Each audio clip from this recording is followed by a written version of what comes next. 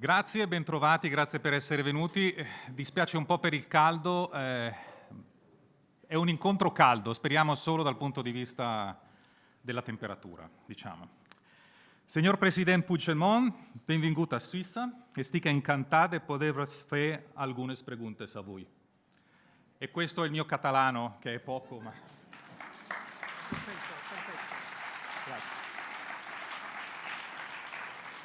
Allora, prima di tutto un paio di informazioni sulle regole del gioco. Avremo un incontro di circa 90 minuti, avremo circa un'ora di interviste dove io farò le domande e poi avrete la possibilità dal pubblico di fare delle domande. Durante la prima parte dell'intervista invece non prenderemo domande dal pubblico. Se avete delle osservazioni, delle cose che volete dire, che non vi stanno bene, segnatevele, tenetele a mente e le facciamo alla fine. Ovviamente l'incontro con Carles Puigdemont è un incontro che viene visto con grande favore da alcuni e con minor favore da altri. Può darsi che qui in questa sala siano rappresentate entrambe le opinioni. Io vi invito comunque in ogni caso ad essere civili ed educati per poter fare questo incontro nel modo migliore possibile. Il tema della giornata di questo festival, Endorfine, la prima edizione del festival, è, come avete saputo, è il tema dell'identità.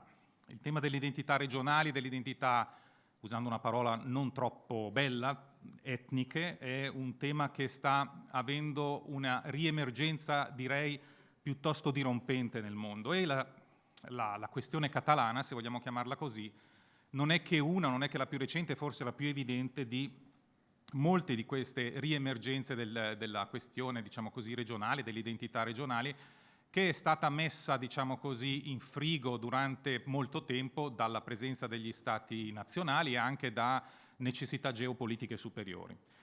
C'è stata una certa polemica a livello di stampa sulla presenza del presidente Puigdemont in questo incontro, perché si tratta di una persona alla quale è stato spiccato un mandato d'arresto da parte della Spagna.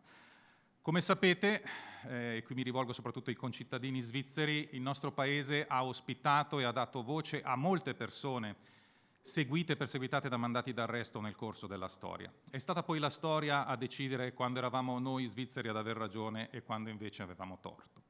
E anche questa volta lasciamo che sia la storia a decidere. Quello che possiamo fare noi in perfetta linea con la nostra tradizione è quella di dare voce e permettere alle persone di esprimersi, ed è per questo che io sono fiero di accogliere qui il presidente Carles Puigdemont.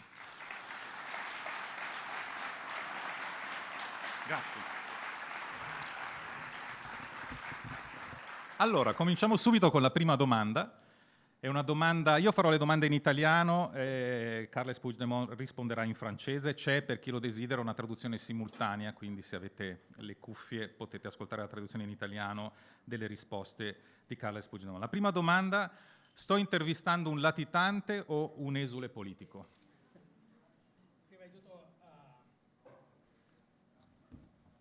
Abbiamo l'audio? sì, no, da. Sì, sì. Premièrement, je veux remercier l'organisation du festival Endorphine pour me permettre de m'exprimer, de raconter qu'est-ce qui se passe, mon point de vue, et de partager avec vous un débat sur des questions qui concernent pas uniquement la Catalogne, mais l'Europe. En fait, les sociétés démocratiques du monde. Donc vous me posez une question très intéressante parce que ça me donne l'opportunité d'exprimer de façon claire, directe, moi qui je suis, qui suis-je. Je suis un homme libre, je suis un citoyen européen avec tous mes droits, toutes mes libertés, liberté de mouvement, d'expression, de participation, etc. Sans aucun mandat européen ou international d'arrêt contre moi. J'insiste. Il n'y a aucun mandat d'arrêt européen ou international contre moi. Il y a eu, elle est passée 2 fois. Mais l'Espagne a retiré ces mandats d'arrêt, donc je suis une personne qui vit de façon officielle, légale, publique en Belgique. J'ai ma résidence légale en Belgique. C'est quand même un étrange fugitif. un type qu'on connaît où est-ce qu'il vit, qu'est-ce qu'il fait. Je peux voyager souvent ailleurs l'Europe. La semaine prochaine, je serai à nouveau en Allemagne. L'autre, je dois voyager à un autre pays et je viens d'être aussi en Suisse à plusieurs reprises. Donc, je suis un homme libre, un citoyen européen avec mes droits intacts, sauf dans un endroit du monde qui s'appelle l'Espagne. Tous ces droits que l'Union européenne nous donne à nous, citoyens européens, ne sont pas reconnus. En fait, ne sont pas valables parce qu'il y a un mandat d'arrêt national en Espagne. Et si je retournerai en Espagne, je serai immédiatement remise en prison, peut-être pour beaucoup d'années. Allora, lei comunque non può tornare a casa sua, non può rientrare nel suo paese, nella sua Catalogna, nella sua Come città. uomo libero. Da uomo libero, ma non può rientrare, no? Non può ritornare a casa sua. E quindi io le domando come vive questo momento della sua vita. Suppongo che sia duro stare lontani da casa, lei ha una famiglia, lei ha degli amici, e in che modo vive questa vita e si chiede spesso est-ce qu'il valait la peine de faire tout ça? Je vais commencer par la dernière question. Oui, toujours, il mérite la peine de travailler pour des droits fondamentaux. Personne qui a lutté pour des droits civils, politiques, n'a été épargné de la persécution, de la répression. Donc c'est le même cas pour nous. On travaille pour que la Catalogne puisse exercer le droit à l'autodétermination, que d'ailleurs c'est un droit reconnu dans le cadre des droits de l'homme. Donc oui, tous les sacrifices qu'on puisse faire pour laisser un monde mieux pour nos enfants et pour les générations qui vont venir, pour qu'ils puissent habiter un monde plus juste, plus pacifique, plus démocratique, plus convivial, oui, ça mérite la peine. Ma vie à l'exil, c'est pas facile, mais je dois avouer aussi que c'est pas un drame, c'est pas une tragédie. Parce que si l'on regarde la souffrance qu'il y a à l'humanité, nous, Européens, malgré la persécution, on peut dire qu'on est heureux de vivre dans un endroit du monde en fait sans guerre. Donc on peut vivre et on peut essayer de se comprendre l'un avec l'autre. D'un point de vue personnel, vous pouvez imaginer ce que représente pour moi être loin de ma femme et de mes filles. Mais on a appris 2 ans après à gérer cette complexité, de le traiter avec normalité, de dire, bon, c'est la vie qu'on a, et donc le but, c'est lequel? Le but, c'est le même que je serai à Barcelone. C'est le même, c'est la liberté. Et donc, le combat pour la liberté m'a mené à le faire depuis la Belgique. On doit accepter ça et on a la chance, moi j'ai la chance de pouvoir continuer à travailler.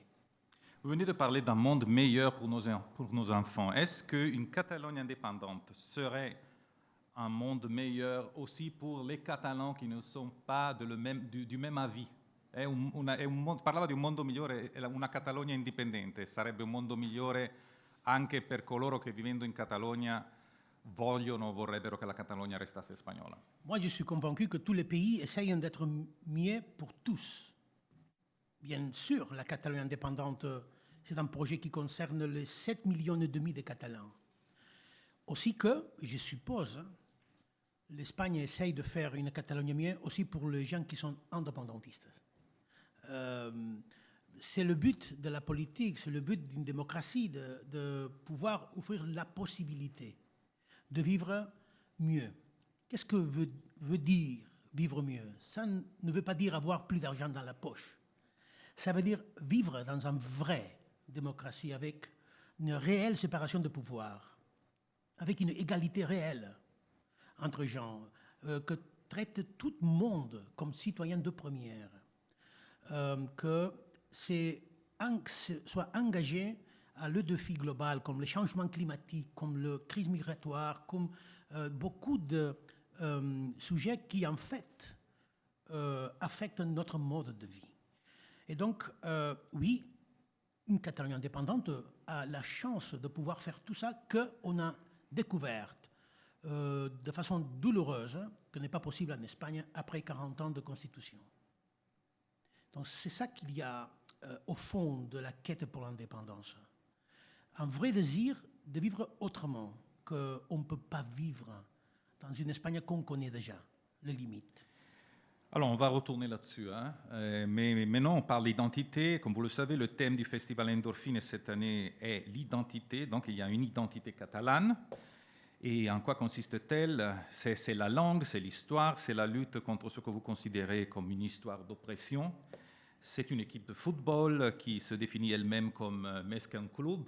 Non? Qu'est-ce que c'est d'être catalan? Je vous demande ça que parce vous avez que aussi, oublié c'est- l'italien. Hein? Ouais. Vous avez passé le français directement. Ah, oui, guarda, c'est vero. Scusate. Allora, credo che sia stata tradotta la domanda, e quindi comunque ho chiesto in che cosa consiste l'identità catalana, se la lingua, se la storia, se una storia vissuta come una storia di oppressione, il calcio, c'è un club, il Barça che si definisce més che un club, quindi più che un club. In che cosa consiste questa identità? È importante come domanda per chi vive in Svizzera perché parfois on se pose la même question ici. Qu'est-ce qui nous rend suisse à la Suisse? Évidemment, ce n'est pas la langue. Ma con la Catalogna magari è la lingua, no? Domanda difficile, oui. je sais. Non, oui, c'est difficile parce qu'on n'a pas tout le temps pour l'expliquer, parce qu'en fait, c'est le sujet complexe de nos jours. D'abord, je préfère formuler la question en pluriel et parler d'identité en pluriel. Parce que dans nos mondes dans lesquels on reçut en continu beaucoup d'éléments qui conforment notre identité, on ne peut pas dire qu'on naît d'une certaine manière et va finir sa vie exactement égale.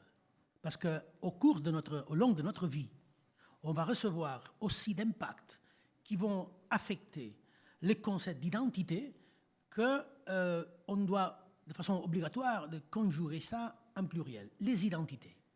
Et deuxième question, en fait, ça nous remet face au miroir. Quand l'on se rencontre, on peut se reconnaître ou non. Ce qu'on se reconnaît, ça c'est l'identité. Et ça, si vous me permettez, n'a forcément rien à voir avec le deux éléments qui conforment l'identité officielle d'un État, les droits de sol et les droits de sang. Pour nous, les Catalans, depuis toujours, ce n'est pas uniquement dans ces moments qu'on fait un débat sur ces sujets, mais depuis toujours, les Catalans, c'est qui veut être Catalan. Même s'il n'a pas de lien familial avec la Catalogne, même s'il n'a pas un rapport de propriété en la Catalogne. C'est en volonté. Ça veut dire que c'est un esprit. Et je demande, troisième sujet à mettre sur la table, est-ce que dans nos mondes, au XXIe siècle, l'identité est quelque chose de forcé, obligatoire? Est-ce que vraiment on ne peut pas être librement comme on veut, se reconnaître? C'est ça qui nous a porté à l'indépendance. Parce que si on devait être forcé à être espagnol, se sentir espagnol, et je ne me sens pas espagnol, je peux accepter la citoyenneté espagnole, mais ma identité c'est catalane. Hein. Donc on n'a pas rien à voir à ces sujets d'identité que l'État-nation traditionnel essaye d'imposer à la société. Par exemple, ma famille. Ma femme est roumaine. Mes filles sont moitié roumaines, moitié catalanes. Est-ce que mes filles ou ma femme ont moins le droit de se sentir catalanes? Non.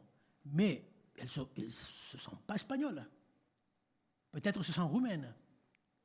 Donc cette façon d'aborder la complexité de l'identité, c'est dans le fond de notre revendication. On n'essaye pas de faire un État, une république basée sur un principe ethnique. Parce qu'on sait que l'identité, c'est quelque chose, un mouvement permanent. Est-ce qu'on peut dire, d'ici à 50 ans, quelle serait l'identité de gens après avoir vécu dans les réseaux sociaux, l'impact d'Instagram, de Facebook, de Twitter?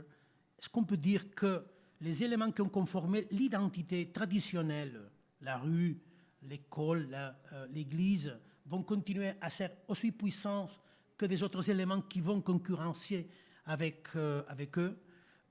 Ben justement, on a l'impression que plus que disons, la vie se mondialise, plus que abbiamo l'impressione che più ci si globalizza e più ci si attacca invece a delle identità che sono regionali, che sono tradizionali, che sono etniche, cioè più tutti parliamo inglese come una seconda lingua e più noi riscopriamo i dialetti, le identità regionali, le lingue antiche, le lingue che abbiamo ricevuto. Si parla di lingua madre, no? Ecco. Lei, Presidente Puigdemont, in che lingua pensa? Évidemment, je pense en catalan, depuis toujours. Mais c'est normal, il y a des gens qui sont nés en famille qui est germanophone et qui pensent en allemand, même s'il a une nationalité différente. Il y a beaucoup de gens chez nous, en Catalogne, qui sont venus d'autres cultures et langues. Et bien sûr, ils vont rêver, ils vont aimer dans sa langue, parce que c'est ça. Et ça peut expliquer pourquoi se rapporte avec la globalisation. Parce qu'un sujet, c'est la communication. Tout le monde utilise l'anglais pour se communiquer. Mais est-ce que les langues sont uniquement des éléments de communication? Pas du tout. Les langues sont un élément de civilisation, de création culturelle, d'idées abstractes, de pouvoir exprimer éléments qui sont immatériels. Pour certaines personnes, ça sera l'amour, la spiritualité, le mal-être, des éléments qui ont en fait créé la civilisation. Ça, pour faire ça, on n'a pas suffisant avec 3000 mots. Non, on doit connaître les langues dans sa profondeur, et donc ça, on peut uniquement l'avoir avec la langue maternelle.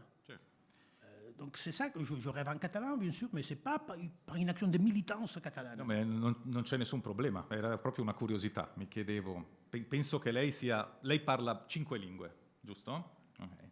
E capisce molto bene anche l'italiano, quindi quasi 6. Però appunto la sua lingua madre è il catalano, ma suppongo che anche lo spagnolo sia una lingua nella quale lei si esprime perfettamente. Perfettamente, oui. Je me débrouille parfaitement en espagnol et je ressens l'espagnol très proche.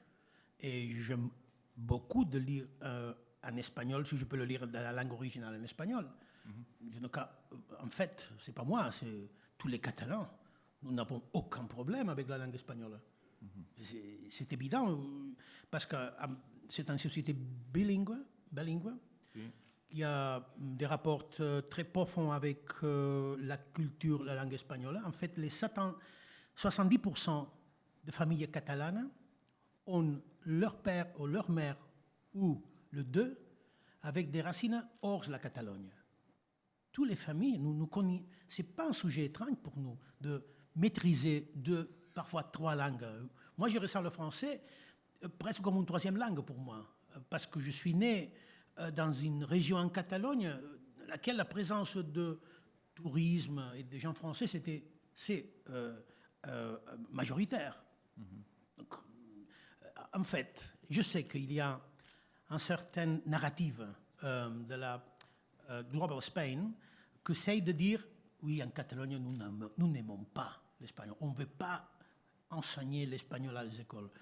La seule réponse, c'est facile. Je vous invite à choisir à hasard une école à Catalogne, y aller demain non, c'est fermé, lundi, et voir pour vous-même, vraiment, si c'est vrai ou non, qu'on n'enseigne pas en espagnol, vraiment.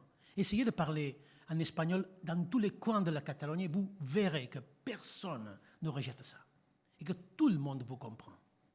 Donc, ci arriviamo anche su questo. Io personalmente ho cominciato ad appassionarmi alla cultura e alla lingua catalana, che però non parlo assolutamente, ascoltando Luis Llach e di poeti come Salvador Espriu, Josep Palau i Fabre, eccetera, eccetera. Se lei dovesse vendere la Catalogna, potremmo dire che è anche un paese di poeti. En fait, oui, parce que ce qu'on appelle le catalanisme politique, ces mouvements qui aujourd'hui s'expriment de façon souverainiste, indépendantiste, mais que dans le passé a commencé à être régionaliste, après autonomiste, en fait a été fondé par un mouvement culturel qui a essayé de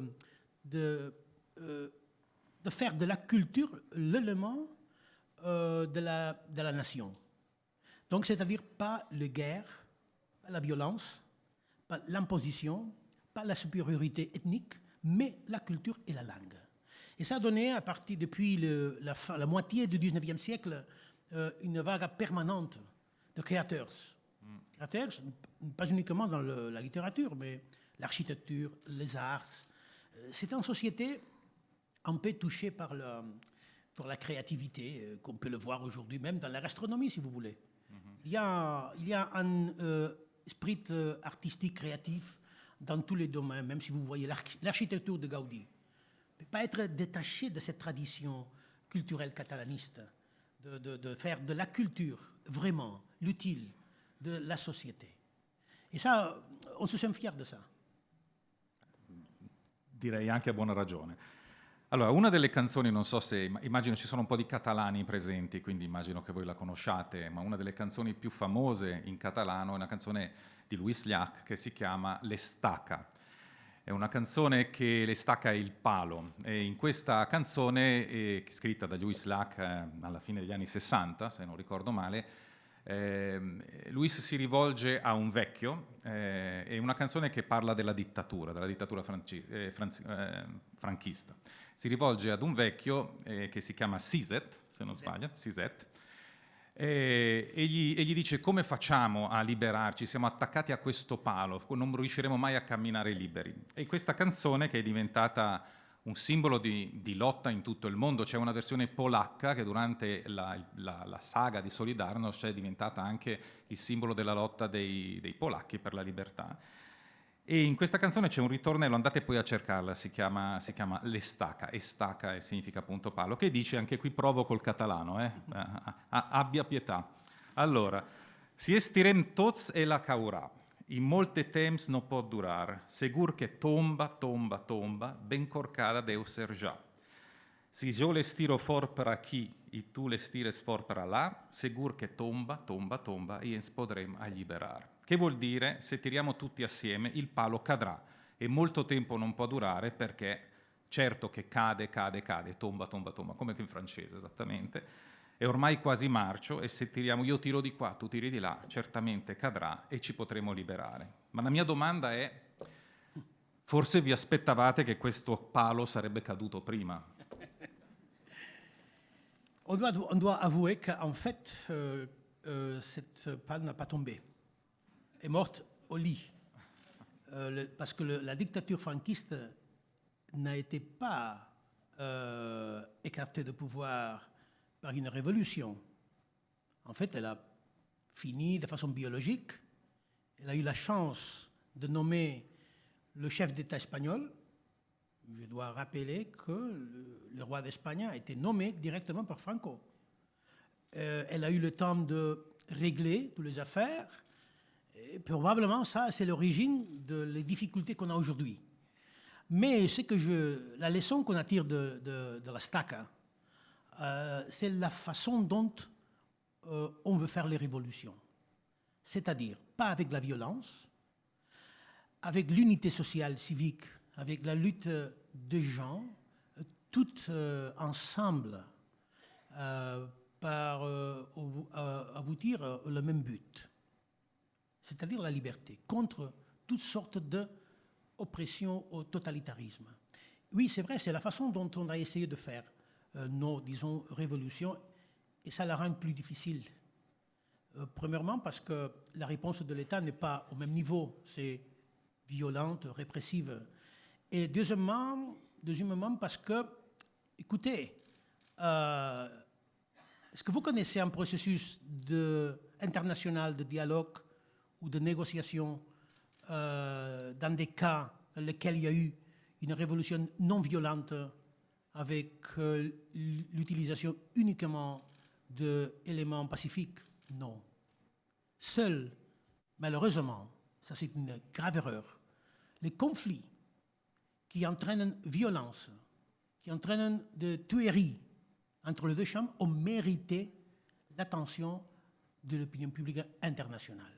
Et alors, ils ont fait de mérite pour être assis, par exemple, en Suisse et jouir d'un processus de médiation entre des pays qui disent oui, il faut régler la situation, j'improvise, de Corse ou de Pays Basque, d'Irlande du Nord.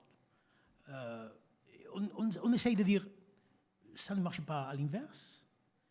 Ce sont le peuple qui essaye d'arriver à ses objectifs de façon exclusivement pacifique, que mériterait d'être aidé par la communauté internazionale pour aboutir a leurs objectifs. Devo dire a questo livello che i catalani, insomma il movimento indipendentista catalano è stato molto abile nel presentare la propria causa anche agli occhi dell'opinione pubblica internazionale, e uno dei motivi per cui c'è una diffusa simpatia nei confronti del movimento indipendentista catalano è proprio perché è un movimento indipendentista largamente non violento e è un nazionalismo aperto, se non fosse quasi due termini un po' in contrapposizione tra di loro. Ma la domanda che facevo riferendomi alla stacca è che il palo che non cade adesso, un palo è morto nel suo letto, no? È morto, diciamo, in maniera più tranquilla di Mussolini, per esempio. E l'altro palo, sempre che si possono fare questi confronti che non sto facendo, ma per voi il palo dell'indipendenza o il palo della, diciamo così, del rimanere in Spagna, nonostante stiate tirando da un bel po', non cade. Forse perché neanche i catalani tirano tutti insieme, come diceva il vecchio Siset, no? Perché bene o male in Catalogna una metà circa della popolazione, stando ai sondaggi, non vede bene la Catalogna indipendente. Quello che succede anche in Scozia, voglio dire, non succede solo in Catalogna. Quindi forse non state tirando veramente tutti assieme. Bon, vous avez raison de dire que vraiment on ne connaît pas exactement quel est le nombre de Catalans qui soutiennent l'indépendance ou, disons-nous, la dépendance de l'Espagne. On n'est pas exactement. Pourquoi? Parce qu'on n'a pas pu faire un référendum pour se compter. Je dois avouer que j'ai aucune peur de connaître le résultat d'un référendum. C'est pour ça que j'invite l'État espagnol de faire demain ce référendum s'il est convaincu qu'il va gagner. Parce que s'il est convaincu qu'il y a une majorité de gens en Catalogne qui sont contre l'indépendance, il ne devrait pas avoir peur d'appeler les gens aux urnes, de dire « Ok, on va se compter ». Mais la chanson parle d'un élément par rapport à ces pales, c'est que le palo, je ne sais pas comment dire ça en français, c'est un curcat. Il y a quelqu'un entre le public qui peut dire en italien, corcato, come si chiama? Marcio. Pourri, exactement. Ouais. Donc c'est pourri. Et ça, oui. Même les Catalans qui ne sont pas d'accord avec l'indépendance, ils sont d'accord qu'il y a un problème démocratique. Parce que c'est vrai, on ne connaît pas s'il y a en 51, ou 55, ou 60 en faveur de l'indépendance. Mais si on connaît bien, il y a une large majorité qui veut régler ça en Catalogne à travers un référendum. Et ça, oui, on est ensemble dans ces points. Tout, parce que c'est absolument légitime de dire « je veux une Catalogne qui continue à faire part de l'Espagne ». C'est aussi légitime que dire le contraire. On n'a aucun problème avec cette idée. Ce qui n'est pas légitime, c'est qu'une minorité puisse imposer de facto un statu quo qui est contesté par une partie significative de la population.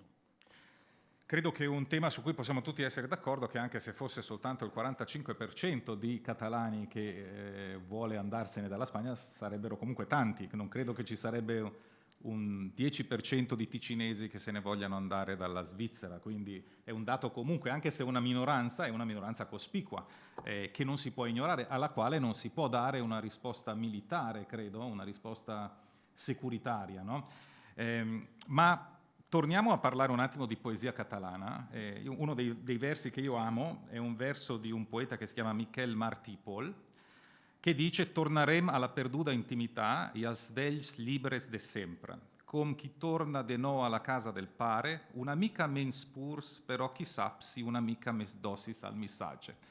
Di nuovo chiedo scusa a tutti i presenti di lingua catalana per lo scempio che ho fatto. In italiano questo bellissimo verso suona così: torneremo alla perduta intimità e ai vecchi libri di sempre, come chi torna di nuovo alla casa del padre, e questa è la parte che mi interessa, un po' meno puri, ma forse, chissà, un po' più docili al messaggio. Allora, lei, Presidente Puigdemont, ha vissuto degli anni intensi, sta pagando un prezzo personale. I suoi colleghi di lotta stanno pagando un prezzo ancora più alto del suo. Non è forse il caso di essere un po' meno puri, un po' più docili al messaggio, come diceva Michel Martí-Paul, e di tornare in una qualche maniera alla casa del padre e ridiscutere, ritrovarsi, scoprire le ragioni degli altri? Il faut se poser la question de c'est qui le père, l'histoire, parce que si le père c'est le roi d'Espagne. C'est à vous de répondre. Oui. Oui, c'est un sujet très intéressant parce que beaucoup de gens, surtout hors de la Catalogne, me posent la question. Mais pourquoi vous demandez l'indépendance? Pourquoi vous n'avez pas essayé d'élargir votre niveau de gouvernement, etc., etc. Oui, merci de la question, mais les derniers 40 ans, on s'est dédié à ça. On a échoué. Est-ce que l'indépendance a été la première réponse de la population catalane? Pas du tout. A été en fait la dernière, a été le dernier appel de secours d'une nation qui veut continuer à être et qui a essayé, collaborer avec l'Espagne, de gouvernements de droite, de gauche, pour entrer à l'Union européenne, pour rejoindre l'euro, face à la crise financière. On a été toujours collaborateurs, complices de l'évolution démocratique espagnole. On a donc pensé, on a cru que oui, ce serait possible, même pour moi que je suis été indépendantiste toujours, de vivre dans l'État espagnol et de le sentir comme l'État propre. Et c'est-à-dire de pouvoir vivre comme catalan dans une Espagne moderne. Et donc on a cru à ça parce qu'en fait, lors de l'accord constitutionnel 1978, c'est ça qu'on nous a dit. Et donc on a travaillé, on a compris, on a beaucoup de patience. Et on a arrivé même à proposer un élargissement de notre autonomie. Ça a été les années 2005 et 2006. C'est important de dire qu'à ce moment-là, l'indépendantisme était une minorité dans la société et le Parlement catalan. Une minorité. À ce moment-là, le Parlement catalan a réussi à approuver la nouvelle loi d'autonomie. Pour dire le chiffre, le Parlement catalan est formé de 135 élus. 120 ont voté pour le oui. Vous pouvez imaginer donc le travail de consensus entre la gauche et la droite, les indépendantistes, les non-indépendantistes, pour arriver à un engagement, un compromis, de dire, OK, ça peut être valable, effort considérable.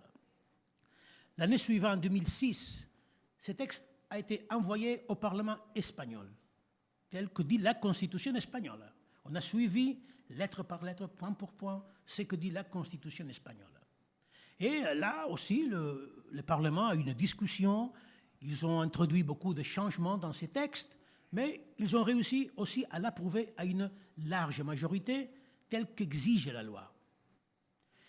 Et après, telle qu'exige la loi, cette loi a été approuvée par un référendum en Catalogne, convoqué de façon officielle, et approuvée pour plus de 80% de soutien. Qu'est-ce qui s'est passé? Donc, jusqu'ici, c'est parfait. Même moi, je n'étais pas d'accord avec les derniers changements que le Parlement espagnol a introduits, mais moi, j'accepterais ce consensus. Parce que c'est le consensus dans lequel se rejoint la majorité de la citoyenneté catalane.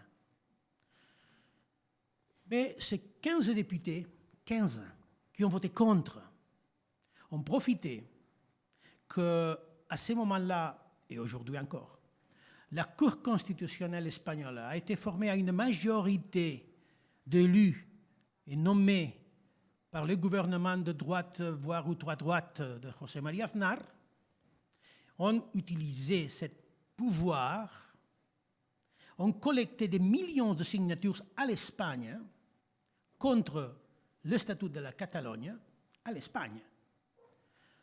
Et ils ont réussi à tomber l'accord qu'on a approuvé par 2 parlements et par un référendum. Et ça, c'est fini. Donc oui, on a essayé d'être plus, comme dit le poème, plus docile. Pour cesser justement la docilité qui nous a obligés à être independentistas. Questa è storia, quindi è una ricostruzione che lei ha fatto, che chiunque può andare a verificare. Effettivamente le cose si sono svolte così. Vi siete chiesti perché una parte della popolazione non era disposta, dei rappresentanti politici, nemmeno a dare maggiore autonomia alla Catalogna? Glielo chiedo perché noi siamo un paese che invece vive della coabitazione di culture molto differenti, che ha un federalismo estremamente ben strutturato, che permette a queste culture differenti di vivere fianco a fianco. Noi nella Svizzera italiana siamo monolingue italiane, quindi non abbiamo una situazione nemmeno di bilinguismo come quella che descriveva lei, e siamo abituati ai compromessi, anzi è un paese che si è costruito sui compromessi, no? Siamo anche fieri, no? In Svizzera si parla di cultura del compromesso. Perché secondo lei invece questa cultura del compromesso non c'è? Perché c'è troppa storia? C'è una storia troppo divisiva? Il faut se rappeler que l'Espagne a été un empire très puissant au monde. Il y a plus de 500 ans d'une puissance extraordinaire, peut-être la plus importante de l'histoire. Et que malgré qu'elle a perdu presque en fait toutes les colonies, il a une culture, la façon de concevoir la gestion du pouvoir très très attachée à cette idée, cette notion d'empire. Dans cette culture, les compromis, les accords, la négociation, c'est une sorte de lâcheté. C'est hors. Vous voyez, si vous voulez, aujourd'hui, hier, aujourd'hui, lundi, ces jours dans lesquels il y a un parti, le Parti socialiste, qui essaye de nommer le Premier ministre, mais que veut le nommer sans un accord parce qu'il n'a pas la majorité et refuse d'arriver à accord avec la gauche, Podemos. Parce que ça aussi demanderait le soutien peut-être du nationalisme ou de l'indépendantisme catalan et basque. Ce rejet à une coalition, c'est en fait pour les mêmes raisons. Parce qu'arriver à des accords, c'est quelque chose hors la culture politique en Espagne. C'est la seule démocratie de l'Union européenne, peut-être que c'est la seule démocratie qui n'a eu pas un gouvernement de coalition depuis le début. Il y a plus de 40 ans, 41 ans, cet octobre, de l'approbation de la Constitution espagnole, et dans tous ces temps, en Espagne, il n'y a eu jamais un gouvernement de coalition, même s'il s'agissait d'un gouvernement à une minorité, avec une minorité. Et peut-être cette faute d'engagement, cette culture de compromis, va provoquer que s'il n'y a pas un accord avant le 23 septembre, c'est-à-dire d'ici une semaine, il y aura forcément des élections le 10 novembre, c'est-à-dire 4 élections en 4 ans. Dans le temps d'une législature, l'Espagne aura voté 4 fois aux élections législatives. Pourquoi? Parce qu'ils ne sont pas habitués à arriver à des accords. Donc, c'est ça qu'on veut changer. En fait, si vous me permettez, quand on dit pourquoi la Catalogne veut être indépendante, on dit on ne veut pas changer de pays, on veut changer d'époque. C'est fini avec cette idée ancienne d'un pouvoir, si vous voulez, d'être absolu. Non.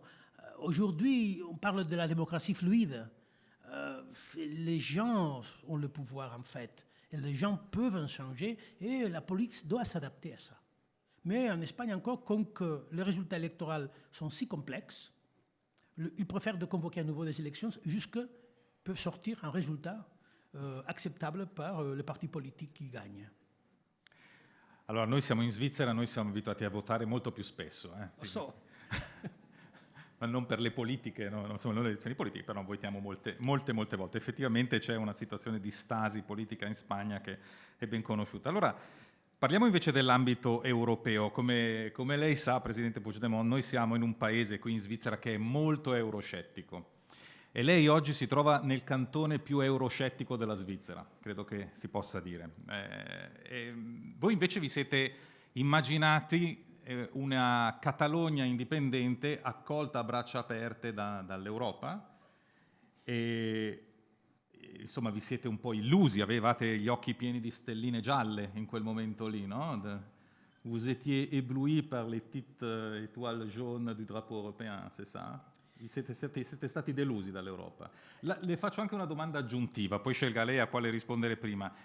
Se alla fine di ottobre ci sarà una Brexit no deal e la Scozia voterà in un altro referendum sull'indipendenza e dovessero decidere gli scozzesi, come è anche possibile, di entrare in Europa, rimanere in Europa come una nazione indipendente, secondo lei la reazione di Bruxelles sarebbe la stessa che con la Catalogna? Bon, je dis que, en fait, je ne partage pas l'idée d'un euro-scepticisme. Moi, je suis euro-exigeant. Que ce n'est pas le même. Parce qu'en fait, ce que j'ai découvert dans tous les contacts que j'ai eus ces 2 ans à travers l'Europe, c'est qu'il y a un malheur qui traverse l'Europe. Il y a un mécontentement de la façon dont les États gèrent cet espoir, cette illusion, belle illusion de l'Europe unie. Donc, ils ne sont pas dessus de l'idée de l'Europe, telle que l'a conçue De Gasperi, Schuman, Adenauer, etc. Non, ils sont dessus de la façon dont les États ont kidnappé, en fait, cette belle idée de l'Union européenne. Donc, c'est pour ça que je ne veux parler pas d'euroscepticisme. Je veux parler d'euro-exigence. Parce que c'est le moment de dire non, pas comme ça. Oui, je vais être européenne. Je suis plus encore européen que jamais. Parce que l'Europe, c'est qui me donne à moi la liberté d'être ici.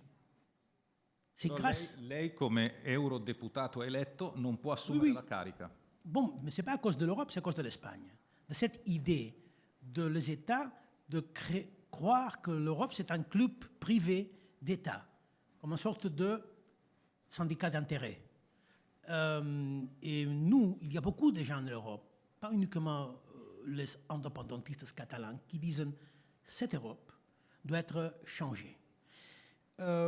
Donc, oui, je peux comprendre cet euroscepticisme, mais je demande de se transformer en euro-exigence. Deuxièmement, parce qu'on a besoin de soutien. On a besoin de dire non, l'Europe doit changer. Je crois que les eurocrates sont très tranquilles lorsque voient, par exemple, la Suisse n'avoir pas tout à fait un intérêt pour rejoindre l'Europe. Ne les inquiétez pas. Oui, je suis sûr. Donc, moi, je voudrais bien que la Suisse soit intéressée à un projet européen et que le Royaume-Uni ne quitte pas. Et donc, qu'est-ce qui va passer avec le Brexit et l'Écosse? D'abord, il y aura des effets aussi pour l'Europe, pas uniquement pour le Royaume-Uni, et aussi pas uniquement sur l'économie, mais sur la démocratie, parce qu'il ne faut pas oublier, l'Europe va perdre une puissance démocratique imparfaite, et surtout ces jours dans lesquels on voit Boris Johnson agir d'une façon honteuse par rapport au Parlement, mais tout à fait indiscutable. Le Royaume-Uni, c'est une référence démocratique absolue. Donc pour ça, dans ce sens, la perte pour l'Europe, c'est énorme. Mais ça peut ouvrir, et va ouvrir, bien sûr, la porte à un référendum en Écosse, le deuxième. Une question intéressante à signaler, à souligner. Dans la même Union européenne, avec les mêmes règles du jeu pour tout, en fait, un référendum, c'est un crime affreux qui peut entraîner jusqu'à 30 ans de prison, et dans un autre endroit, c'est un accord politique valable. Personne en Écosse a été emprisonné pour faire un référendum. Et dans la même Union européenne, double standard. Si l'Écosse réussit à gagner le référendum, je suis convaincu que l'Europe va dire oui à l'Écosse. Même si ça peut entraîner quelques problèmes avec l'Espagne. parce que ça va marquer un précédent de cet élargissement antérieur, de montrer que si on est déjà membre de l'Union européenne, si on est dans le cadre de lois, de toutes les normatives européennes, pourquoi, si on devient indépendant, on doit appliquer à nouveau et attendre, comme s'il s'agissait d'un troisième pays, attendre tous ces temps pour être membre. Ça, c'est de l'absurde. Mm-hmm. Et concernant mon siège de membre du Parlement européen, moi, Tony Comín, nous avons reçu plus d'1 million de voix. On a gagné les élections en Catalogne. Il y a plus de 6 points de différence entre le deuxième, que c'était le Parti socialiste. Mais aucun candidat de notre liste a été habilité pour être présent au Parlement européen. Pourquoi? Parce que l'Espagne dit que je dois aller physiquement à Madrid à prester serment de la Constitution espagnole.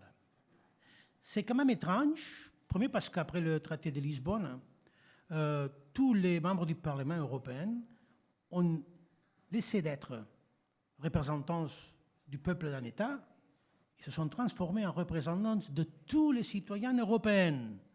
Donc quel est le sens d'aller à prêter serment d'une constitution, disons-nous, nationale? Imaginez le cas, parce que ça c'est possible, que notre candidat était un Allemand. Il a été en fait pendant quelques jours, parce qu'ils ont essayé de nous écarter et on a dû trouver des candidats. Il y a eu mon avocat, il n'est pas espagnol, il est chilien et allemand. Il a accepté d'être la tête de liste. Si lui, il aurait été élu, est-ce que comme citoyen allemand, pas espagnol, serait forcé à prester serment de la Constitution espagnole? Est-ce qu'on peut forcer un Belge, ou un Français, un Italien, qui se présente par l'Espagne dans la liste de la circonscription espagnole, à forcer à prester serment à une constitution qui n'est pas la sienne? Ça n'a aucun sens. Et finalement, parce que, oui, je dois dire que je fais ça. Je fais serment par impératif légal à travers une procuration face à un notaire, exactement comme l'ont fait plus de 50 sénateurs espagnols, y compris des partis populaires, y compris des partis socialistes, qui maintenant sont assis au Sénat espagnol, et que pour prêter serment de la Constitution espagnole, ont choisi le même moyen que moi. Et donc, je demande pourquoi c'est valable dans les cas des sénateurs, ce n'est pas valable dans mon cas. Je sais pourquoi. Parce qu'en fait, ils ne veulent pas m'habiliter d'être membre du Parlement européen. Ils veulent m'emprisonner. Et comme le cas de M. Junqueras montre, même en prison, ils ne me laisseront pas sortir pour prêter serment de la Constitution. Donc, quel est le propos des Espagnols? Ce n'est pas faciliter ma nomination de membre du Parlement européen. Ce n'est pas respecter ces plus d'1 million de voix qui ont voté pour moi. C'est dire, vous allez en prison, c'est fini. Et donc, ça maintenant, c'est dans la main de la Cour européenne de justice. Come pensa che andrà a finire? Che ci si attende la sentenza adesso, la sentenza suppongo di primo grado, poi ci saranno altri gradi, ma lei cosa, se dovesse fare un pronostico, una previsione? La seule décision juste, c'est l'absolution, parce qu'il n'y a pas de crime. Dans le code pénal espagnol, je vous invite, s'il vous plaît, à le lire, parce que ce n'est pas du fake news. Le code pénal espagnol a exclu, a sorti le référendum d'indépendance de la liste de crimes. N'est pas un crime en Espagne, n'est pas un crime en Espagne de célébrer un référendum pour l'indépendance. Je répète, parce que ça peut-être va choquer quelqu'un, et surtout s'il y a quelqu'un ici de la diplomatie espagnole. Ils sont habitués à faire des rapports aussi ici en Suisse. Je vous invite à montrer dans lequel point du code pénal espagnol ils disent que c'est un crime d'organiser un référendum d'indépendance, parce que ça a été exclu depuis beaucoup d'années. Donc, qu'est-ce qu'ils font mes collègues en prison? accusé de rébellion pour faire un référendum qui n'est pas un crime. Rien. Et donc, l'absolution, c'est la seule sentence juste. Tout le reste, c'est injuste. Et qu'est-ce que fait une société digne si est traitée de façon injuste, se rebelle? Parce que ce ne sera pas la condamnation à 12 personnes. 9 sont en prison. Ce sera la condamnation à plus de 2 millions de personnes qui ont sorti à voter le 1er octobre. Et donc, c'est une société entière qui va être condamnée. Et je demande si ça c'est acceptable dans le cadre de l'Union européenne d'aujourd'hui. Ce n'est pas du tout acceptable. Et je vous pose une question. Si vous, in Ticino, n'importe où, votre société serait confrontée à telle situation, qu'est-ce que vous ferez? Est-ce que vous retournerez chez vous et disant oh bon, on va se taire, ou est-ce qu'on va défendre notre dignité, même si on ne partage pas l'idée d'une Catalogne indépendante? Parce qu'il y a quelque chose de plus important que l'unité de l'Espagne ou l'indépendance de la Catalogne. C'est la démocratie, la liberté. Et si on permet de condamner des gens qui ont organisé un référendum, alors tout est permis. Et alors on ne peut pas parler d'une pleine, vraie, absolue démocratie. Ci avviamo...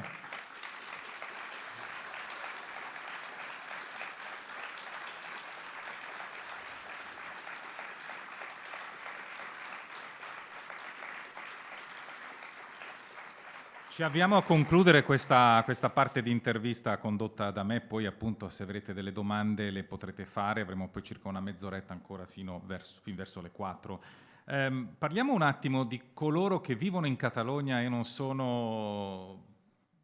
parlano catalano. C'è un termine, una parola che si usa in Catalogna per definire gli spagnoli venuti in Catalogna da altre zone della Catalogna, se non sbaglio è charnego.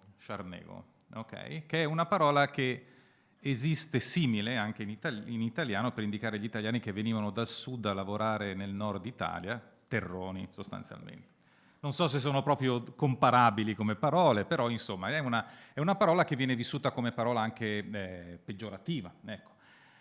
Ho citato questa parola perché la Catalogna per molti versi è stata paragonata un po', è stata considerata un po' la Lombardia di Spagna, è una regione molto ricca che produce, mi pare, circa il 20% del PIL spagnolo, ha lo stesso PIL del Portogallo e produce la stessa ricchezza della Grecia, è una locomotiva economica. E ogni tanto si può avere, diciamo così, il dubbio che siamo di nuovo di fronte alla situazione in cui una nazione, una regione ricca, come può essere la Catalogna in Spagna, ma come poteva essere il Nord Italia, la Lombardia in Italia, per esempio, decida che le conviene stare da sola senza doversi caricare tutti questi spagnoli meno ricchi e senza doversi trascinare dietro, diciamo così, le altre regioni spagnole per le quali molti catalani dicono noi paghiamo le tasse anche per voi. Ecco. Una situazione simile c'è in un certo senso anche in Ticino, sicuramente ci sono anche molti svizzeri che pensano che noi ticinesi non contribuiamo a far aumentare la velocità della corsa della locomotiva svizzera. Concludo dicendo questa domanda, che è una domanda che contiene molte cose, mi rendo conto. Che cosa direbbe a chi si sente come catalano che non condivide le sue posizioni, che magari è figlio di genitori provenienti da altre parti della Spagna? Che cosa dice a queste persone? Cito una statistica, non so se sia vera, ma poi mi dirà lei eventualmente se mi sbaglio, per cui avere un cognome spagnolo e non chiaramente catalano sarebbe un problema per quello che riguarda la possibilità di occupare posti, per esempio, elettivi nei parlamenti. No? Ci sarebbe una sottorappresentanza, una iperrappresentanza di persone con cognomi, quindi nomi di famiglia, catalani piuttosto che, diciamo, generalmente spagnoli. Ecco, insomma, ci sono persone che vivono nel suo stesso paese, nella sua stessa regione e che in tutta onestà si sentono trattati come charnegos, come persone di seconda categoria, che dicono se noi esponiamo la bandiera spagnola ce la tolgono, eccetera, eccetera. Lei sa che ci sono queste posizioni, sa che c'è questo sentimento.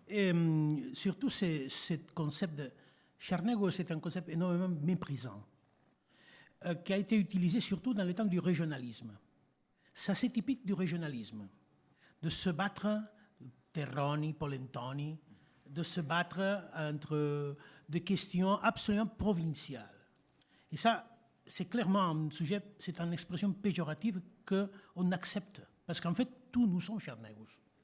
Si on regarde la composition de nos familles, tous nous avons quelque part de notre famille qu'on peut accuser d'être charnègre. C'est maintenant l'indépendantisme à surmonter, à supérer ces querelles typiques du régionalisme. Et donc, quand on parle d'indépendance de la Catalogne, on a réussi à dire, bon, ça concerne tous. Parce que la République, c'est une République partagée. Pas comme la monarchie espagnole, qui nous écarte aux Catalans.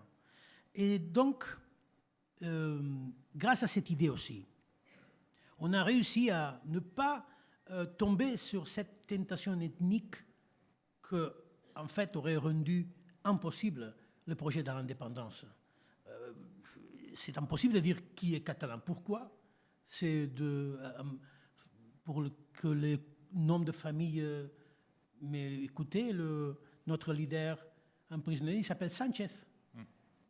Il est emprisonné. Il a été le président de l'Assemblée nationale catalane. Donc c'est stupide. C'est une question typique de la situation de confront régional. Et ça, oui, ça s'est absolument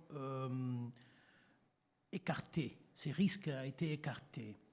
Je vais lier ça avec la dernière de vos questions. Après, je parlerai un peu de cet égoïsme économique qu'on nous accuse.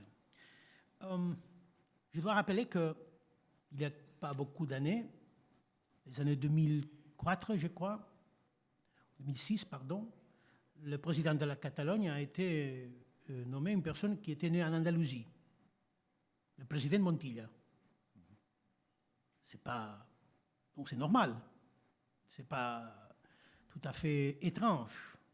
Je viens de dire, si vous voulez, nos listes, les gens qui sont au Parlement catalan, c'est vraiment utiliser les sujets, de dire non parce qu'il s'appelle Sanchez, il ne peut pas faire de la politique en Catalogne.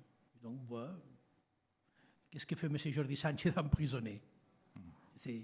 La mère de Jordi Cuixart, c'était de Murcia. Il parlait, en fait, avec sa mère, il parle castellano. Ça c'est donc. Je dois dire encore au contraire. Je vous demande à tous si vous vous rappelez quand un Catalan a été Premier ministre d'Espagne. Dans les derniers 200 années. Cette puissance économique, qui est presque les 20% du PIB, les 25,5% des exports, un tiers de l'investissement étranger direct, avec les universités dans tous les rankings de top 100 des universités européennes, le hub technologique du sud de l'Europe, le leader de révolution culturelle, l'avant-garde gastronomique, tout ça, pourquoi? Est-ce qu'il y a un chromosome catalan qui nous empêche de faire politique en Espagne? Je vais vous dire, il y a eu 3 dans les dernières 219 années. Tous 3, on était dans le 19e siècle. Tous ensemble, on était au pouvoir moins de 2 années. Un a été assassiné et les autres 2 ont fui en exil. Donc, est-ce que vraiment il y a un problème, la politique espagnole, pour qu'un Catalan puisse être Premier ministre? Est-ce que la Lombardie n'a pas connu de Premier ministre italien? Almeno uno di sicuro. Almeno uno sicuro. Et donc, ce n'est pas le problème en Catalogne d'avoir de nombre de familles différents ou n'importe. Le problème, c'est une autre. C'est pourquoi les Catalans ne pouvons pas décider notre avenir, y compris tous ces Catalans à plein droit qui ont décidé de faire de la Catalogne leur patrie, leur nation, pour voir vivre ses enfants. On n'a aucun problème avec ça. Et c'est vraiment honteux qu'un mouvement si pluriel comme le mouvement pour l'indépendance de la Catalogne puisse être accusé depuis l'Espagne d'être cette sorte de suprémacisme. Et finalement, la question de la solidarité économique. Oui, on est riche, oui, c'est vrai, la région. Mais il y a plein de citoyens catalans pauvres. Il y a un problème de pauvreté en Catalogne. Et donc, il ne faut pas se tromper sur les grands chiffres. Oui, on travaille beaucoup, on produit énormément de revenus pour les conjoints de l'Espagne. Mais nos citoyens méritent, exactement égal que le reste, être traités en égalité. Ce qui concerne la santé, l'éducation, les infrastructures, notre entreprise qui paye l'électricité le plus cher de l'Espagne, le plus cher de l'Espagne. Ça, on a droit de défendre ça. Et ce qu'on dit, oui, on est riche, on veut continuer à aider les régions moins favorisées de l'Espagne, de l'Europe, parce que, oui, on partage l'idée que les régions riches doivent aider et de verser une part de son bénéfice l'évolution des régions les moins favorisées. Ça, c'est le principe de solidarité que tout le monde est d'accord. Mais maintenant, la différence insupportable qu'il y a dans le bilan fiscal, ça représente presque entre 7 et 8% du PIB catalan, ça veut dire 16 milliards d'euros par an. Ça, c'est insupportable parce que notre gouvernement, le gouvernement catalan, n'a pas l'argent de pouvoir aider et de pouvoir contribuer à lutter contre les inégalités en Catalogna parce qu'on n'a pas de l'argent. Allora, io faccio l'ultima domanda su una questione estremamente seria, il calcio. Dopodiché lascio la parola a voi. Allora, prima di tutto, lei si rende conto, Presidente Puigdemont, che se voi doveste ottenere l'indipendenza non avremo più il classico? Perché? Un derby tra due squadre di due posti diversi sarebbe difficile. Quindi lei è disposto a discutere del mantenimento del classico? Credo che questa sia una notizia. Per chi non si intende di calcio, è il derby di Spagna, quindi tra Barcellona e Madrid. Un amico italiano mi dice che è favorevole all'indipendenza della Catalogna perché così la squadra nazionale spagnola diventa meno forte. Ça, c'est sûr. C'est une question qu'on m'a posée toujours. Mais qu'est-ce qui va passer avec les Barça? Va passer, c'est que le business du football va décider. Parce que le football, c'est un business. Il ne faut pas oublier ça. C'est quelque chose du privé. Ce n'est pas officiel. Il y a des équipes en basket, par exemple, qui jouent dans les ligues des autres pays. Ou di altri continenti anche, abbiamo anche squadre asiatiche rugby, che giocano nei campionati europei. Il y a des équipes qui sont des autres États indépendants, comme l'Andorra, qui jouent dans la Ligue espagnole. Il peut choisir de jouer à la Ligue française. En fait, de quoi il s'agit? Donc, du business. Le football espagnol est si puissant parce qu'il y a beaucoup d'argent là. Et d'où vient l'argent? Fondamentalement, l'argent vient du droit de télévision. Le droit de qui paye ces droits? La Chine, les pays arabes, les États-Unis, qui payent argent pour voir quoi? Le match entre le Girona, que c'est mon équipe, et le Murcia? Non. Pour voir le Barça contre Madrid, Atlético, Bilbao, etc.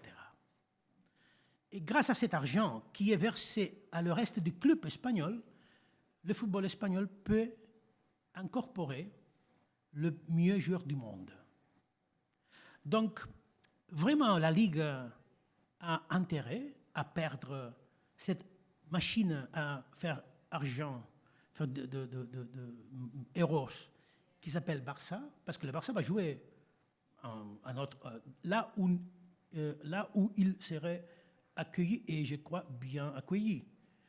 Voir Messi jouer la Ligue, disons-nous en France ou italienne, serait, je crois, très intéressant, et surtout du point de vue de business.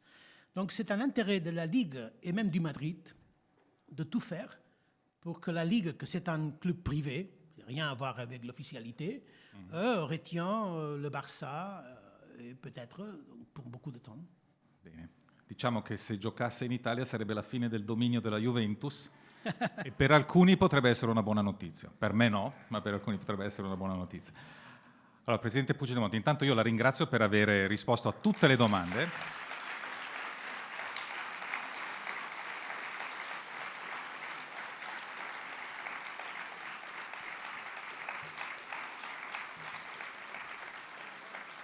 E adesso, appunto, se alcuni di voi hanno delle domande da rivolgere al nostro ospite, questo è il momento, abbiamo ancora circa una ventina di minuti, segnalate appunto per alzata di mano. Usiamo come lingua di lavoro l'italiano o il francese, quindi se qualcuno invece volesse farla in spagnolo o in catalano, bisogna che qualcuno traduca, perché non è detto che capiamo tutto. Beh, lui capirebbe di sicuro, forse io no. Allora sì, prego. Benvenuto nel Canton Ticino, signor Puigdemont. Mi trovo qui, eccomi, ho alzato la mano. Ok, grazie. Siamo al sud delle Alpi, trovo che ci siano molte somiglianze col sud dei Pirenei. Lei parla spesso di democrazia, identità e libertà. Però non è molto chiaro quale sia il valore dello Stato di diritto, la legalità. E come lei ben sa, siamo in un paese dove non esiste formalmente la separazione dei poteri tra politica e giustizia. I giudici vengono eletti dalla politica. Lei contesta questa separazione dei poteri in Spagna, è dibattibile, ma formalmente la Spagna ha una separazione dei poteri. Quindi la mia domanda è la seguente: la legalità, dove si mette la legalità in tutto questo discorso, questa tensione che c'è stata in seguito alle vostre velleità secessioniste e alla sua dichiarazione di secessione, che è stata una dichiarazione un po' ambigua, ecco, probabilmente lei ci ha giocato un po', ecco. E pensando proprio alla Svizzera, dove la legalità, se non viene rispettata, lex dura sed lex, anche se non siamo d'accordo, interviene lo Stato con tutta la sua potenza, con tutta la sua autorità. Alcuni, probabilmente in Spagna, definirebbero questo Stato fascista, altri franchista. Eppure si vuole far rispettare questa legalità in tutti i sensi. Ok, abbiamo capito la domanda. La differenza tra legalità e legittimità: non facciamo comizi, per favore, facciamo domande. C'era una signora che si è presentata giù, io intanto prendo 3 o 4 domande, poi facciamo rispondere. Le segniamo tutti e due, così non ci dimentichiamo. Domande, per favore? Grazie. Grazie. Un po' volevo continuare questo momento che per me, come catalana che vivo qui in Ticino da anni, fu quasi un momento surrealista, il momento della dichiarazione di questa indipendenza. Volevo chiedergli al Presidente Puigdemont come si sentiva lui, perché aveva un sentimento proprio di gioia o piuttosto di insicurezza, di che qualcosa forse non era stata fatta nel modo corretto, no?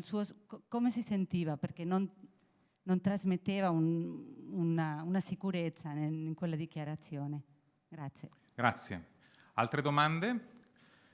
Sì, lei e poi la signora dietro di lei che aveva già alzato la mano prima, poi ci sono delle persone qui. Rialzate la mano per favore perché non riesco a vedergliela. Prego, domande, più siamo brevi e più ne facciamo. Benissimo. Buongiorno Presidente Puigdemont. Noi la seguiamo dal Veneto in molti, siamo stati anche osservatori internazionali durante il referendum in Catalogna, abbiamo visto le violenze della polizia spagnola. E anche noi stiamo combattendo per l'indipendenza del Veneto, siamo stati in carcere anche noi e siamo ancora sotto processo per questo. Le chiedo solo una cosa di chiarire. Noi abbiamo una disgrazia, che è quella che si chiama un partito, Lega Nord, ex Nord, che per anni ha portato avanti l'indipendenza e la secessione, ma poi si è tramutata solo in posti di potere. Volevo una risposta chiara da parte sua, visto che il mister Salvini, che pochi anni fa in Parlamento europeo supportava la Catalogna, oggi, in questo momento, fa le alleanze con Vox. Mi dica qualcosa di questo, grazie. Grazie. La signora, prego. Sì, salve Presidente, sono emozionatissima di questa cosa perché come il mio collega qui ho partecipato anch'io come osservatrice al vostro referendum e noi siamo molto più indietro rispetto a questa cosa. Adesso dopo 30 anni abbiamo avuto la possibilità di fare un referendum per l'autonomia e questo non viene ascoltato da Roma. E quindi noi siamo nel solco della Costituzione ma siamo ancora molto lontani dalla democrazia.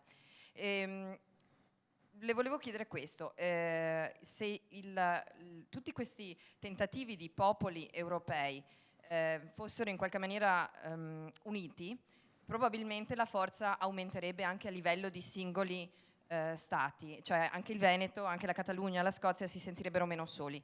Come è possibile? Come può lei, o cosa ha in mente di fare lei in questa direzione? Perché penso che andrebbe nella direzione di aiutare tutti. Grazie. Grazie. Prendiamo ancora un paio di domande, poi facciamo una serie di risposte e poi dopo riprendiamo ancora un po' di domande. Sì. Prego. Bonjour. Je suis catalane, mais je suis française, je n'habite en Autriche. Je suis fille d'un républicain catalan. Je fais un petit peu d'introduction. Je suis fille d'un républicain catalan, mosso d'esquadra de la Segona República, guàrdia de salt, tancat a Argelers, al camp de concentració en França. J'ai décidé d'être française à 25 ans parce que moi, je suis de Sabadell. J'étais des premières au PSUC pour de la publicité. Ils m'ont fermé 3 fois en prison pour publicité subversive.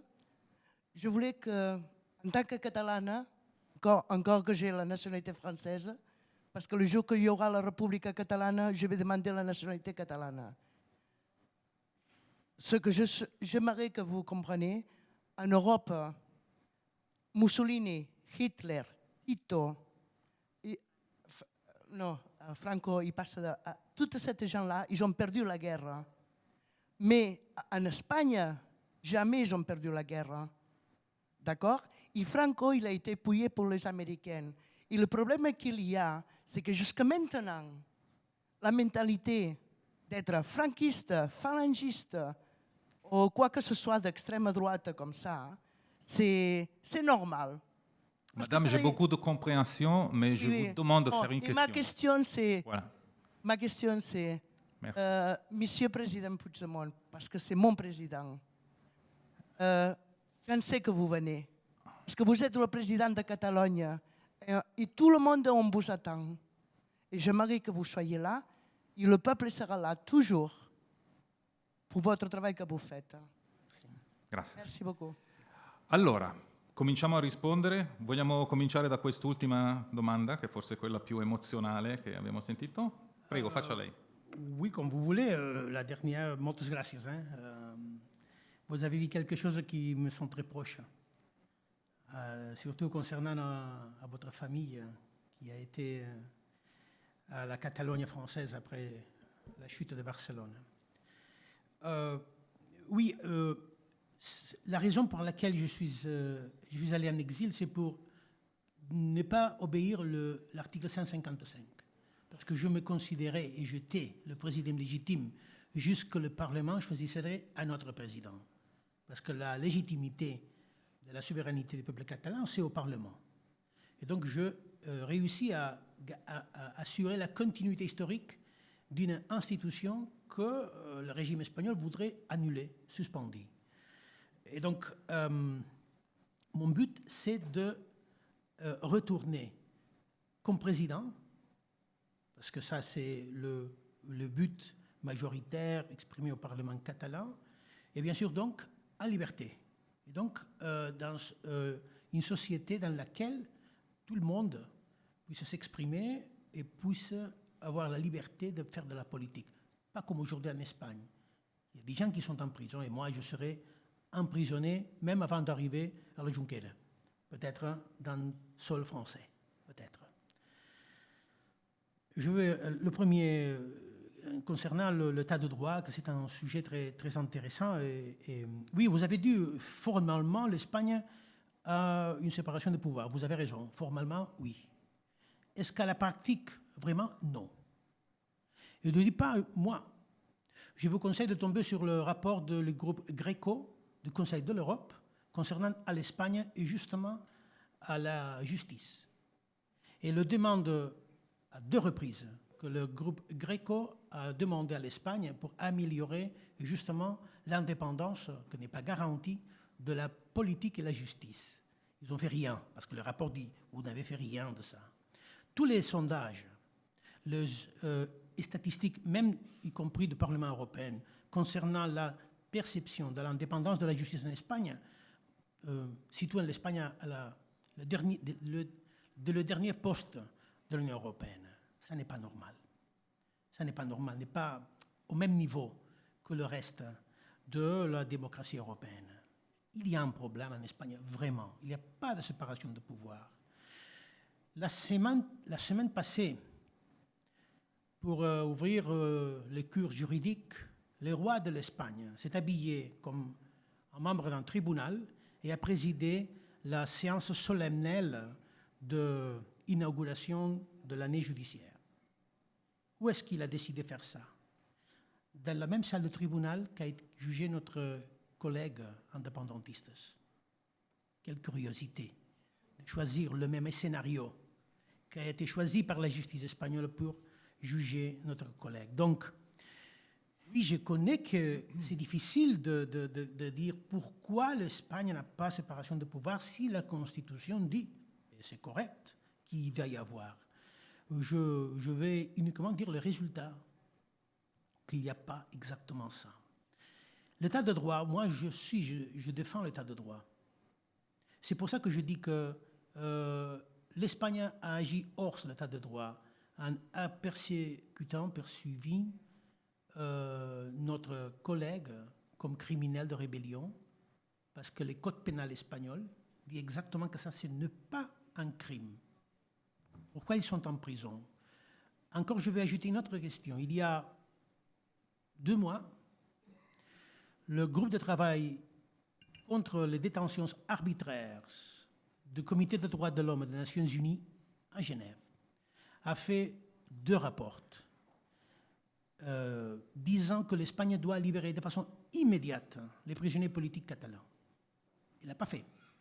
Le respect, c'est où à l'état de droit? Ce que nous convient, oui. Ce que nous plaît, oui. Ce que nous ne plaît pas, non. Et finalement, l'article 96 de la Constitution espagnole dit que tous les traités internationaux signés par l'Espagne sont part de l'ordre de la loi espagnole. L'année 1977, l'Espagne a ratifié le Pacte international de droits civils et politiques, que dit, dans son article 1er, tous les peuples ont droit à l'autodétermination. Et donc l'Espagne reconnaît le droit, même si elle ne le respecte pas. Donc je suis enchanté de pouvoir parler de l'état de droit et de discuter sur les sujets qui sont au fond, en fait, de l'état de droit. On a presque 5 minutes, il faudra répondre très rapidement. Question. La question, comment est-ce que vous vous ressentissez au moment où vous déclarez l'indépendance? Oui, c'est une question qu'on m'a posée à plusieurs reprises. Après, bien évidemment, pour moi, après d'avoir essayé un dialogue et une négociation avec l'Espagne, parce qu'on avait là, cet là des contacts directs, pour moi, était décevant de ne voir une réponse démocratique de part de l'État espagnol. Et donc, oui, je savais que c'était un jour d'une grande transcendance dans l'avenir. C'était un jour historique. Moi, j'ai ressenti, en fait, si vous voulez, la joie historique, mais aussi la responsabilité.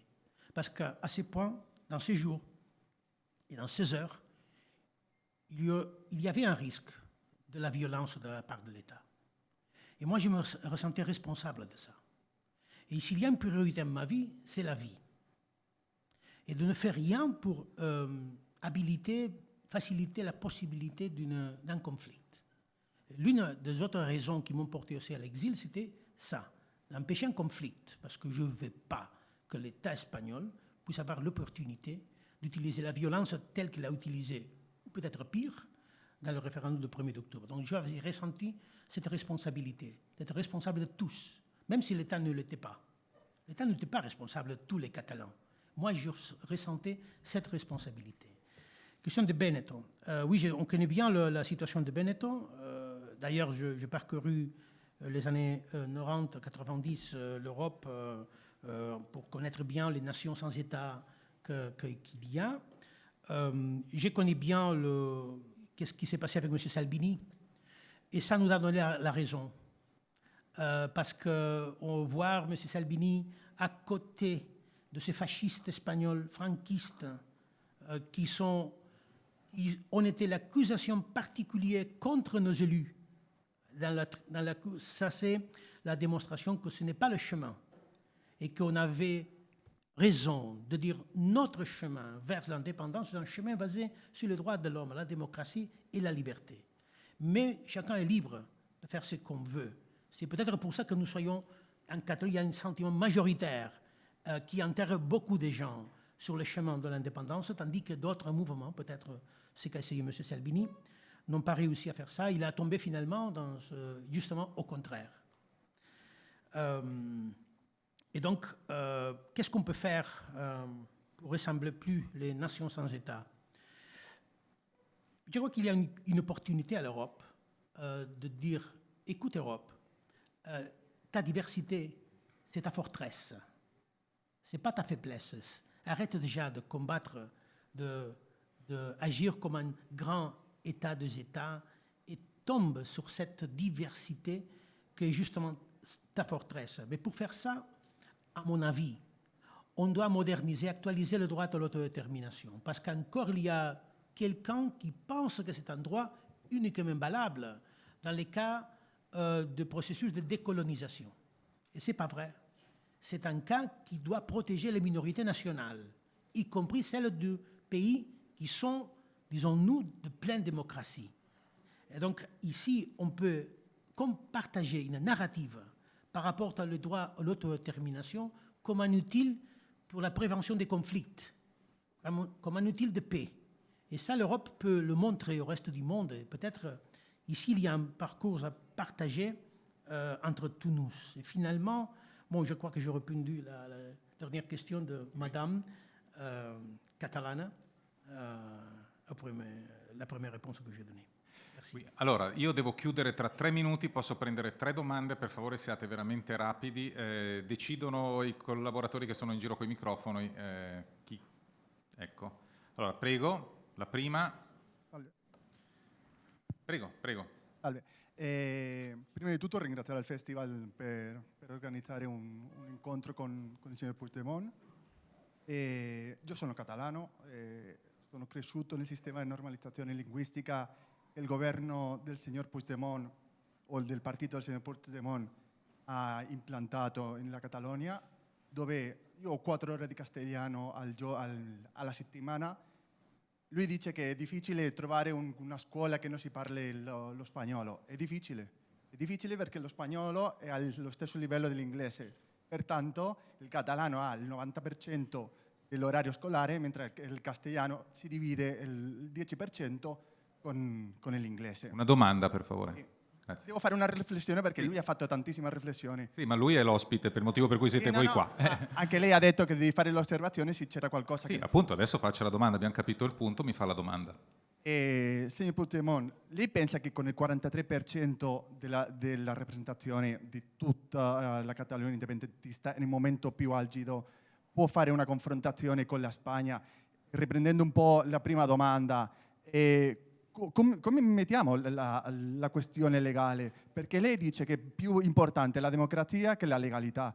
Vieni qua in Svizzera a raccontarci che uno che si sente catalano in Catalogna è catalano, anche io mi sento svizzero in Svizzera, ma non quello mi lascia votare o fare tutto quello che può fare uno svizzero. Pertanto, per me è importantissimo la democrazia ha delle norme, della procedura, che tutto quello è scritto nella legge. Okay. Come possiamo bilanciare la questione democratica con la legalità? Grazie. Per quel che riguarda la Catalogna non rispondo, per quello che riguarda la Svizzera, se lei prende la cittadinanza svizzera vota, quindi non è una questione etnica. Andiamo alle altre domande, una domanda qui, la signora con la maglia verde se ne abbiamo, e poi prendiamo una terza domanda, poi basta perché dovevamo chiudere. Per i giornalisti c'è la possibilità di fare delle domande dopo, quindi lasciate le domande al pubblico per favore. La signora, prego. Italiano perché mi verrebbe meglio di parlare in castellano. Faccia la domanda in castellano, non c'è problema. Se si sente meglio in castellano. Soy nacida en Sevilla con papá de Barcelona y madre suiza. ¿Yo votaría en una hipotética Cataluña libre como país? El 6 y 7 de octubre, estoy muy emocionada, lo siento. El 6 y 7 de octubre, ahí se acabaron, digamos, todo lo que es legal al nivel de estatut de Barcelona, o sea, de Cataluña. ¿Eso lo tienen presente? Mi hermana trabaja en Barcelona, es apolítica, no pertenece, yo soy más de izquierda, no lo niego, pero si no toma una posición, si no dice o sí o no, la señalan. ¿Eso es justo en una población? Señalar a las personas que no sepan cuáles han hecho pedagogía, porque los escoceses, o sea, en el Brexit lo han hecho, pero han mentido. Por eso quieren volver a votar. Han votado, es justo, pero han mentido. Los políticos que mienten pagan porque yo quisiera in una seconda vita ser politica. Se lo dico in Signora, la sua domanda quindi è? Erano 3, credo che la fatte. Grazie. Ultima domanda laggiù e poi basta. Mi dispiace, poi magari avete un attimo di tempo per parlare direttamente col Presidente Puigdemont dopo, ma dobbiamo chiudere. Prego, l'ultima questione, lei... Sì, buongiorno. Prego. In base a come sono stati trattati in modo diverso il referendum della Catalogna, Crimea e la Brexit, considerando questo, come lo spiega questa differenza e quanta sponda trova la sua idea di proporre l'autodeterminazione in Europa come sponda per la pace, quanto consenso riesce a trovare, nel senso che vede un'Europa che è molto contro l'autodeterminazione. Grazie. Bene, grazie mille. Vi ringrazio e mi scuso per non potervi dare la parola a tutti, so che c'è molto interesse e mi scuso anche se ho dovuto stringere un pochino, ma il tempo è quello che è. Prego. Oui, par rapport à la question de l'immersion linguistique, je dois dire que, en fait, c'est facile de comprouver quels sont les résultats de la politique linguistique en Catalogne. Et j'insiste, vous pouvez trouver un seul Catalan qui ne maîtrise pas l'espagnol, pas du tout. Vous pouvez trouver un Catalan qui vit en Catalogne qui ne puisse pas maîtriser le catalan? Oui. Le catalan a été une langue interdite. Moi, quand j'étais à l'école, je ne pouvais pas étudier en catalan, donc on a dû récupérer ces énormes dommages qu'a fait le franquisme par rapport à la langue catalane. Aujourd'hui, et ce n'est pas une opinion du gouvernement catalan, ce sont les rapports PISA, ce sont les rapports standards au tout le monde, et je vous conseille, parce qu'ils sont publiés sur le net, de regarder ce que sont les habiletés linguistiques des élèves catalans. Et c'est absolument indiscutable que absolument tous les élèves de la Catalogne maîtrisent à la perfection, à la fin de ces études, la langue catalane et la langue espagnole. Même dans le cas de la langue espagnole en Catalogne, à un niveau plus haut que certaines régions monolingues espagnoles qui parlent uniquement en espagnol. Donc, arrête déjà avec cette histoire de dire non, on ne peut pas étudier l'espagnol en Catalogne. Je vous invite à venir à moi quand je fais le travail écolier avec mes filles. Ils sont en Girona. Et de voir, non, vraiment, parce que... Mais vous avez fait une demande que c'est clair. Est-ce que vous avez dit la liberté, c'est au-delà de la loi? Oui, mais oui. Au nom de la loi, il y a eu beaucoup de tueries. Ou est-ce que le régime franquiste était hors de la loi? Était hors de la démocratie. Le régime franquiste était hors de la démocratie. Il a utilisé les lois, justement, pour attaquer la démocratie. Il y a eu beaucoup de condamnations à mort basées sur la loi. Donc la loi n'est pas la garantie. Bien évidemment que sans démocratie, il ne peut pas y avoir loi et l'inverse, mais l'existence de la loi n'est pas la garantie d'avoir une démocratie, comme malheureusement l'histoire montre. Et finalement, madame qui vient de Séville, son père catalan, je crois que vous ne parlez pas le 6 et 7 d'octobre, mais le 6 et 7 de septembre, je crois. Le septembre, non? Pas l'octobre, parce que l'octobre, c'est apparemment rien passé dans ce jour de façon publique. Oui, là, le Parlement a essayé et a approuvé des lois. Et une partie de l'opposition a fait quelque chose de honteux. C'est partir, faire un scandale et ne pas respecter les lois qu'on était approuvées à la majorité. J'appelle pas ça démocratie. Parce qu'en fait, si on n'aime pas les lois, on peut les combattre, on peut essayer de gagner des élections et on peut les changer. Mais la Catalogne a voté des lois et l'opposition a décidé de faire un scandale, de partir du Parlement et d'utiliser cette justice espagnole qui apparemment c'est indépendante pour en fait dire quelque chose qu'après a été corrigé par le tribunal constitutionnel espagnol. Donc oui, là, le devoir de tous, y compris ceux qui sont contre l'indépendance, aurait été de défendre leur position au Parlement, parce que par cette raison, ils ont été élus. J'ai oublié avant une question sur les 43%, pardon-moi. Vous avez demandé si c'est suffisant, les 43%. Vous référez le pourcentage du gens de tous les registres électoraux qui ont participé au référendum du 1er octobre. Vous pouvez dire, c'est pas beaucoup. J'ai dit oui, c'est beaucoup, c'est énorme. Surtout si on compare, par exemple, le pourcentage des gens qui ont, de tous les registres électoraux, qui en Espagne ont décidé de mettre l'Espagne à l'OTAN. A été moins que ça. Ou le pourcentage de gens qui ont approuvé la Constitution européenne a été moins que ça. Ou le pourcentage de gens qui ont approuvé le statut de l'autonomie en Catalogne a été moins. Ou, si vous voulez, le pourcentage de gens au Royaume-Uni qui ont approuvé pour le Brexit. Plus basse que ces 43%. Mais la question est-ce que pour déclarer l'indépendance, c'est suffisant le 50% plus en voix? C'est un débat que j'accepte. C'est un débat que j'accepte. Mais pour faire ces débats, il devrait y avoir un accord avec l'État et de dire si peut-être le standard qui a été valable dans le cas de Monténégro, c'est un standard qui peut être utilisé chez nous. Là, ils ont exigé un soutien minimum de 55%. Bon, je ne sais pas. Mais je suis d'accord que c'est une question qu'on peut discuter. J'ai proposé ça à M. Rajoy. OK, accordons-nous des conditions dans lesquelles on peut avoir un référendum en Catalogne. Et si vous considérez qu'il faut faire une majorité élargie, bon, on peut discuter de ça, peut-être qu'on va arriver à un accord. Mais pour les globales les membres enregistrés dans le registre électoral, les 43%, croyez-moi, c'est un grand résultat. Surtout avec la violence policière qu'il y a eu ce 1er octobre. La pédagogie, Madame a demandé pour la pédagogie, on a essayé de parler de tout. J'ai demandé d'aller au Sénat espagnol à faire une conférence. Ils m'ont fermé la porte. Ils ont rejeté que je puisse aller au Sénat espagnol à discuter. Oui, je dis parce que c'est moi que j'ai demandé, donc je le connais. J'ai demandé à M. Rajoy de convoquer une conférence de président régional disant, oui, est-ce que je peux parler, est-ce que je peux discuter de les cas catalans et je vais rester à écouter les RAT? Il m'a dit, non, ce n'est pas possible. Il m'a dit à moi directement, ce n'est pas un intermédiaire. Il m'a dit ça à moi.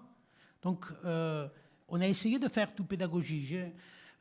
Écoutez, quand la télévision publique espagnole, qui est payée partout, a fait un reportage sur ce qui s'est passé en Catalogne, il y a un moment qu'il a ému en vidéo de moi. Vous savez, la télévision publique espagnole, vous savez quelle a été la bande sonore qu'elle a choisie? Le film L'Exorciste. Moi, je suis journaliste, je sais bien qu'est-ce que ça veut dire, c'est métalangage. Donc, pédagogie, oui, mais on devrait avoir la possibilité de le faire avec égalité avec le reste. Merci. Allora, grazie.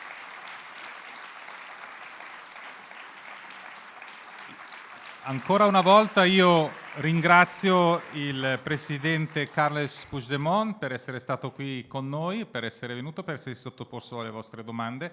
Per me è stato molto interessante ed è stato un onore poterla intervistare. Grazie mille. Grazie. Grazie.